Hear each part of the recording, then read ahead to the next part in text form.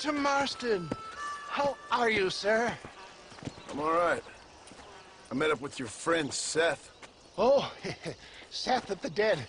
Yes, interesting fellow. You don't meet many men these days with the moral fortitude to cut straight to the chase like that, do you?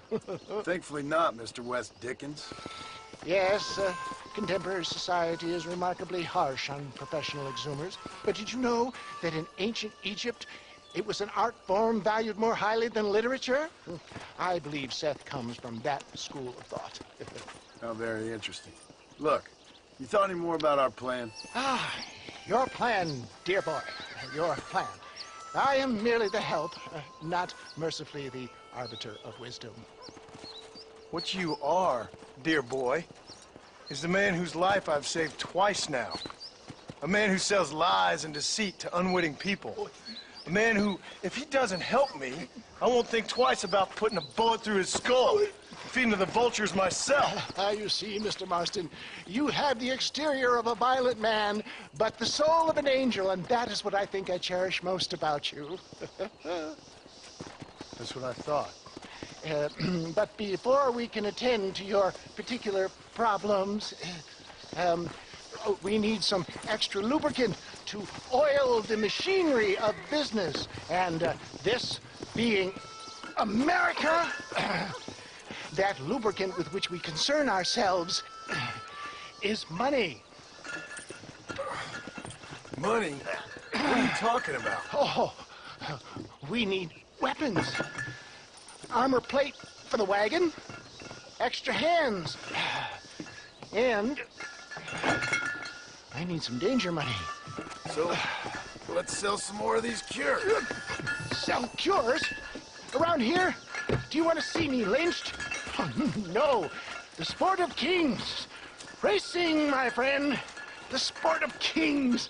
A noble activity without reproach. Exactly the kind of activity where a lying, cheating degenerate like myself can prosper. But come, let's finish the loading and we'll discuss it as we drive.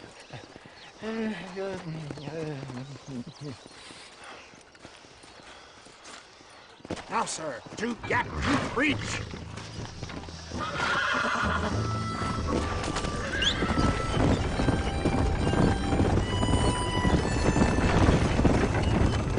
Seth is an interesting fellow, is he not? I wouldn't say interesting, more deeply disturbed. I can see why you two get along. I see the good in everybody, John.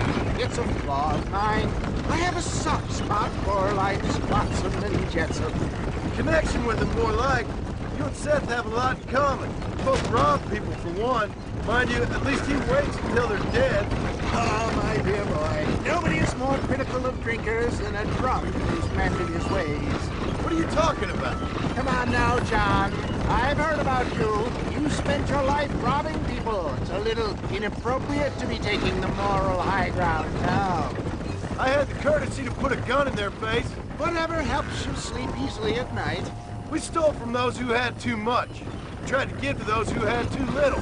A Robin Hood with spurs. Oh, romantic. You expect me to believe that poppycock? Maybe I'll have the good fortune to be able to leave my nefarious life behind one day and work on the government's dime.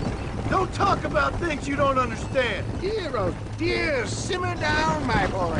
You need to start appreciating your friends more. Folks around here don't see you as any different from Bill Williamson. I didn't think I'd have to huckster snake oil and dig up the dead, that's all. Take it from me, John. Collaboration is the key to success. I can help you. Seth can help you. It's business. Nothing more, nothing less. There's no need to make it quite so personal. Suits me.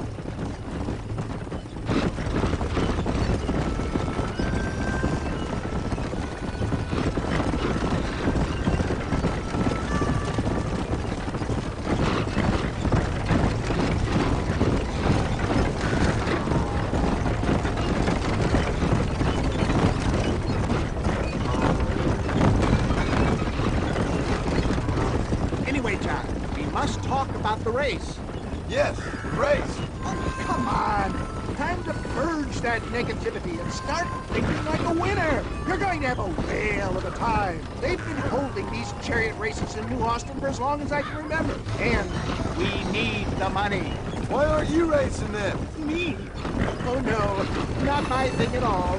You have already proved yourself more than adept in the range, my dear boy, and under some stress. These races are Byzantine in their ferocity, and the terrain is treacherous. People will do just about anything to win. Men die. It's a marvelous spectator sport. Sounds like fun. And you are my wild card, John. They won't be expecting you. So what's your role in all this? Think of me as your spiritual guide. Do I have to? You are a free man, folks, but I strongly recommend it. Imagine, just for today, you are not an aging bounty hunter, and I am not an avant-garde justice pioneer. No, sir. Today, we are gladiators. Motivation, dear boy. I'm definitely feeling motivated to get the hell out of here.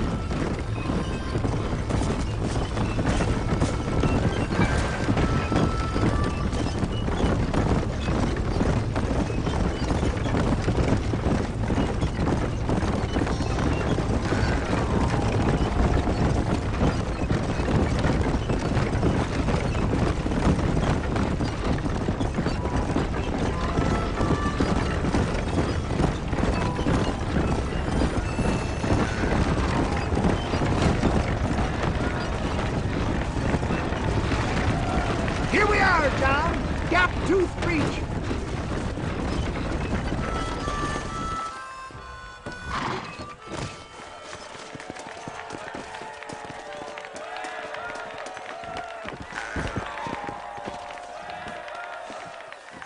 Drivers! Y'all know the rules, but for you newcomers, this here's a fair race. Keep to your manners and let the faster cart pass. So now that's been said, y'all can get to running each other off the road like always. All right now, counting to three. Ready, set, go!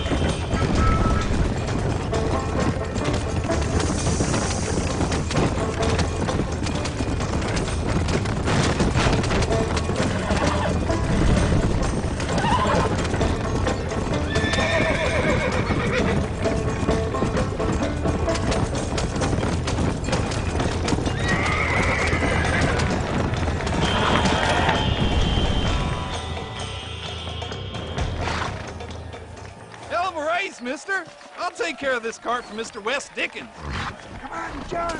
I suggest we beat a hasty retreat. Right. Best remove ourselves from the stage before somebody decides they want their money back. Fine by me.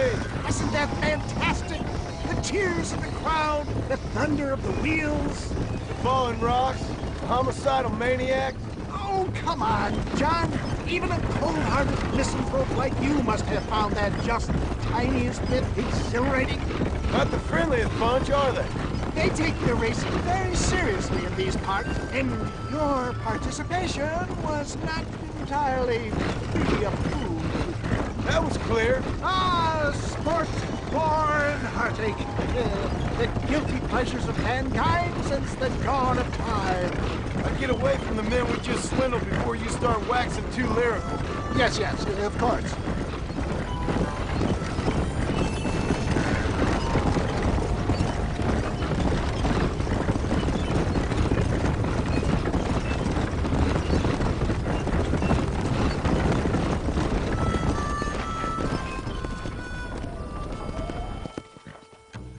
Well done, sir. Well done. Having you as a ringer has netted us a fine profit.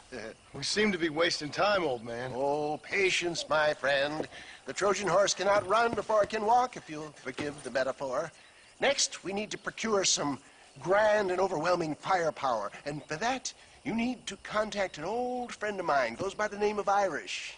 Irish. Yes, he's an interesting kind of fellow. He usually can be found in Armadillo or some other town around here on some bacchanalian revel or such. Great. An alcoholic arms dealer. What could be better?